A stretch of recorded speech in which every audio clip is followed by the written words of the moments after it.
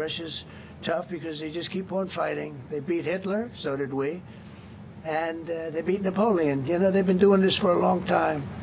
I asked a question to a very, very smart man that some people like and some people don't like.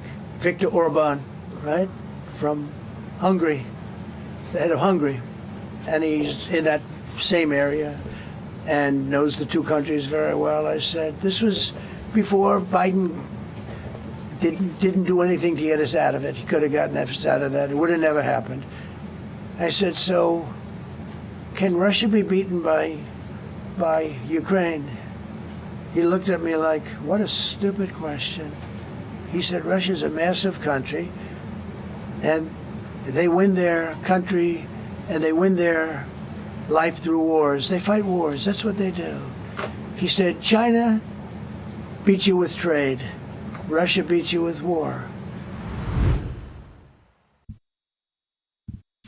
All right, Jack Posobiec. Now, of course, you know that we had an interview with Prime Minister Orban asking about this as well as other things just a couple of months ago. President Trump also talking about meeting with Viktor Orban, discussing these questions. Now, the bilateral meeting, it all comes to a head this Friday on U.S. soil, but far, far, far up in the snowy north, though it's not that snowy right now because it's summertime.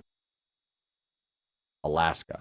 Vladimir Putin, Donald Trump. What we're seeing is that President Trump has run an end around on all of this. President Trump is bypassing the globalists. He's bypassing the Europeans. He's bypassing all of the neoliberals. He's bypassing the entire establishment. In fact, he's even bypassing BRICS. He's saying, you know what? This is going to come down. What have we said here on Human Events Daily since day one?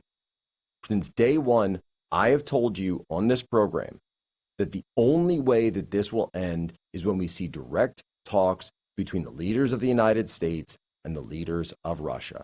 None of this other stuff, we're going to send this over and this package and this is going to get done and that's going to get done. I said, no, you've got to cut out the entire rest and go for the one-on-one summit. Now it's happening in absolutely stunning fashion. President Trump set to sit down with Vladimir Putin this Friday in Alaska. And then the Russians are putting out some information saying that Trump himself might be traveling to Russia for the next in a series of meetings. All right, I think we have Mike Benz back. Yeah, hey, how you doing, Jack? Hey, there we go. So, Benz, walk us through this move. And it's such a brilliant masterstroke here because President Trump is skipping all over, I think, the steps that were actually obstacles to the peace process and saying, you know what? I'm going to deal with this one myself. Well, the biggest obstacles to the peace process are right here in Washington, D.C., which is why I think it's fitting to have this in the most remote part of the United States, as well as quite adjacent to Kamchatka in Russia. This is, famously the place that Sarah Palin said she could look out her back door and see Russia. So it's almost like Sarah Palin totally vindicated, by the way. Yes. Sarah Palin has been totally vindicated. But Trump's great opponents in trying to strike peace have not been Putin, or I would argue even Zelensky, but rather the phalanx of blob corps, sort of army corps from the blob who are on both sides of the Atlantic, from the legacy DC internationalist mafia together with the transatlantic side of the NATO cabal, who have tried to sabotage the peace process at every turn. If it was, folks remember, right before the previous round of peace talks with Russia and Ukraine, Mike Pompeo traveled over to Ukraine, gave a speech about the need to unsettle the peace process by attacking Putin, and the very next day, the largest attack on Russia's territory was set off by Ukraine, which scuttled the peace process.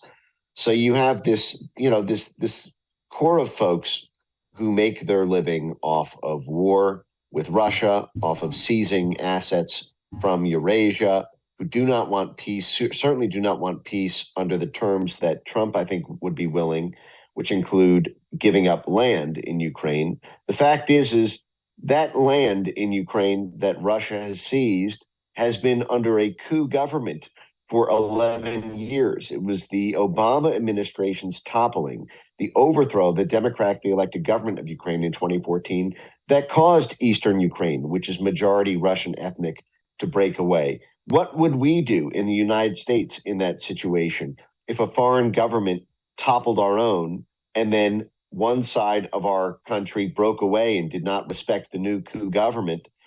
I mean, that was what happened here. And so Ukraine sort of ceased to become Ukraine after the 2014 Maidan coup.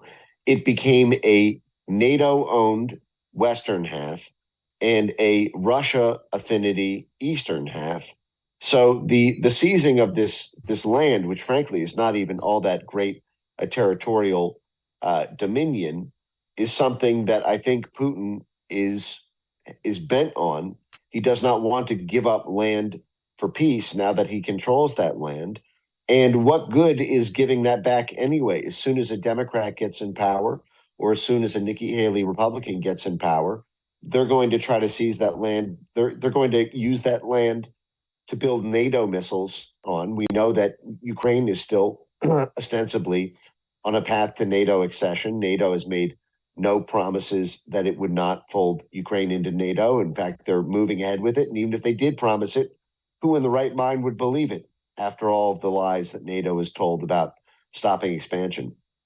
So with that all said, I think that the only path to peace is through Ukraine giving up land that it frankly should not have taken through a 2014 coup and left the entire eastern state helpless. I mean, the eastern Ukrainians were being murdered by American military muscle that was being thrown from 2014 to 2022 at the Ukrainian military in order to seize that back.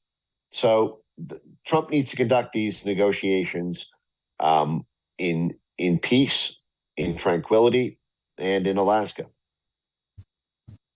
And it's so symbolic. Alaska, of course, originally discovered by the Russians, as a matter of fact, all the way back in the 1700s. And I've always said that America is a country that was founded amongst empires. So the Russian Empire was on the continent of North America, as well as the Spanish. Everyone knows the British. The French were here all the way up through the French, what eventually became the Louisiana Purchase. And so you just see empire after empire. The Dutch, even had, many holdings in New York City.